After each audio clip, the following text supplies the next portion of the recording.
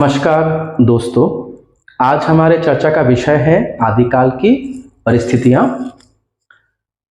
आदिकाल की राजनैतिक परिस्थितियां, धार्मिक परिस्थितियां, सामाजिक परिस्थितियां और सांस्कृतिक परिस्थितियों पर हम चर्चा करेंगे। चलिए शुरू करते हैं। राजनैतिक परिस्थितियां। राजनीतिक दृष्टि से यह काल अशांति और युद्ध का काल था। राजा हर्षवर्धन की मृत्यु के बाद उत्तर भारत के जितने भी राज्य थे वे अलग अलग हो गए, यानी खंड खंड हो गए। राजपूतों और राजाओं ने यानी चंदेल और चौहानों ने अपने अलग अलग राज्य स्थापित कर लिए और वे आपस में ही युद्ध लड़ते रहे। अंततः वे शक्तिहीन हो गए, यहां तक कि विदेशी आक्रमणों का सामना करने की स्थिति में भी वे नहीं रहे। और उनमें जो युद्ध होता था उसका कारण था शौर्य प्रदर्शन, यानी राजपूत और राजा जो थे वो शौर्य प्रदर्शन के लिए आपस में युद्ध लड़ा करते थे। 10वीं शताब्दी में महमूद गौरी और 12वीं शताब्दी में मोहम्मद गजनवी ने भारत पर आक्रमण किया। जनता एक तरफ जहां विदेशी आक्रमणों से परेशान थी, वहीं दूसरी ओर वे राजा और राजपूत यानी चंदेल और चौहानों के अत्याचारों से भी परेशान थे। अंततः हम ये कह सकते हैं कि 8वीं से जो 14वीं शताब्दी का समय है वो युद्ध, अशांति, गृह कलह और अत्याचार का काल रहा। इस काल के जो कवि है उन्होंने अपने काव्य में अपने राजाओं का ही वर्णन किया है, यानी युद्धों का वर्णन किया है। दूसरी ओर आध्यात्मिकता के प्रभाव के कारण भी उन्होंने हटियों की भी बात कही है। अगला है धार्मिक परिस्थितियां। आदिकाल की जो धार्मिक परिस्थितियां हैं उनमें भी काफी उथल पुथल मची हुई थी। वैदिक और पौराणिक धर्मों के स्थान पर बौद्ध और जैन धर्म भी अपने पांव पसारने लगे थे। आदिकाल में 3 संप्रदायों का विशेष महत्व रहा, जिनमें है सिद्ध संप्रदाय, नाथ संप्रदाय और जैन संप्रदाय। आइए हम सिद्ध साहित्य की चर्चा करते हैं। बौद्ध धर्म कालांतर में विकृत होकर वज्रयान बन गया। इन्हीं वज्रयानियों को ही हम सिद्ध कहते हैं, जिन्होंने धर्म की वास्तविकता को छोड़ आचार विहीनता, चमत्कार प्रदर्शन और भोग विलास को ही प्रमुखता दी है।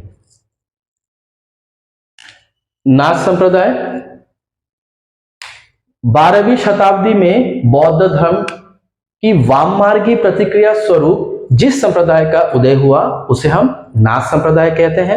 नाथ संप्रदाय के जो प्रवर्तक हैं वे गोरखनाथ हैं, जिन्होंने वर्ण व्यवस्था का विरोध किया, योग पर विशेष बल दिया तथा गुरु को अधिक महत्व दिया। जो तीसरा संप्रदाय है वो है जैन संप्रदाय। जैन संप्रदाय के कवियों ने अपभ्रंश भाषा का प्रयोग किया। इन्होंने अपने राजाओं के आश्रय में रहकर कविताएं लिखी।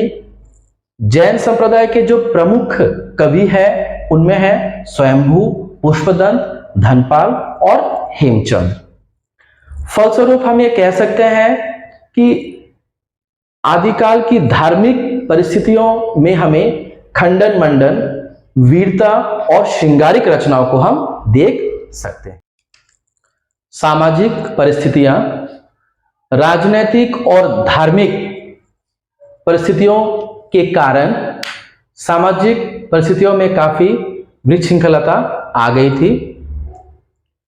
लोग अशिक्षित थे जो साधु और संतों के श्राप और वरदान की ओर दृष्टि लगाए रहते थे ताकि युद्ध के संकटों से बचा जा सके। समाज में ब्राह्मणों के प्रति जो पुण्य भाव था उसमें कमी आने लगी थी। वर्ण व्यवस्था के प्रति लोगों का सम्मान न के बराबर रहा। समाज में केवल क्षत्रियों की ही प्रधानता थी, लेकिन वे आपसी प्रतिस्पर्धा और संघर्ष में ही उलझे रहते। समाज में स्त्रियों को केवल भोग विलास की वस्तु ही समझा जाता। स्वयंवर प्रथा भी आदिकाल की ही है। स्वयंवर प्रथा भी इसी काल की है, जो अक्सर युद्ध का कारण बन जाती। सांस्कृतिक परिस्थितियां, आदिकाल की जो सांस्कृतिक परिस्थितियां हैं वो 3 धाराओं में बह रही थी। प्रथम है परंपरागत संस्कृत साहित्य में साहित्य की रचना हो रही थी।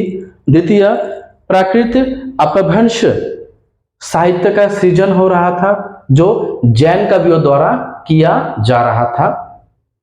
इनमें स्वयंभू, पुष्पदंत, धनपाल और हेमचंद थे।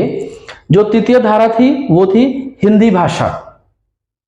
इसमें जनता के मानसिक एवं भावात्मक दशाओं की अभिव्यक्ति का एक वर्ग था, जिनमें जाट तथा यादव थे। धन्यवाद। मैंने आप लोगों के समक्ष आदिकाल की परिस्थितियों का संक्षिप्त वर्णन किया है। आशा करूंगा मेरी इस वीडियो से आप लोगों को आदिकाल की जो परिस्थितियां हैं उनको समझने में काफ़ी सहायता मिलेगी। आप मेरे साथ बने रहें तथा मेरे चैनल को सब्सक्राइब करें, ताकि मैं ऐसे और भी वीडियोस आप लोगों के लिए उपलब्ध करा सकूं। धन्यवाद।